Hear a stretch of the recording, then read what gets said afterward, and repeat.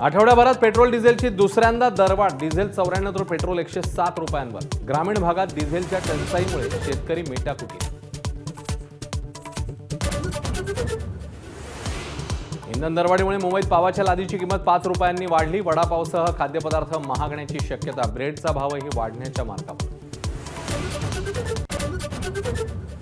विधान परिषद आचारसंहितेमुळे कर्जमाफी लांबणीवर जाण्याची शक्यता. आयोगाला विनंती करून निर्णय घेऊ. उदय सामंत यांची माहिती.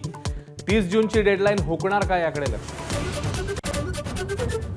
धोकादायक भटक्या कुत्र्यांना मारण्यावर विचार करा. सुप्रीम कोर्टाचे सरकारला आदेश. तर राज्यात भटक्या कुत्र्यांची दहशत कायम. जळगावात एकाच दिवशी 34 जणांना चावा. नीट पेपरफुटीनंतर राज्याच्या MHCET परीक्षेवर संशयाचं सावट. काँग्रेसकडनं सवाल उपस्थित. पत्रकार परिषद घेत सचिन सावंतांकडून पुरावे सादर. रत्नागिरी सिंधुदुर्गाला पावसाचा येलो अलर्ट. पावसासाठी पूरक वातावरण. तर जळगावात लग्नाचा मंडप वादळामुळे उडाला. बेळगावच्या होसूरमध्ये ढगफुटी सदृश्य पाऊस.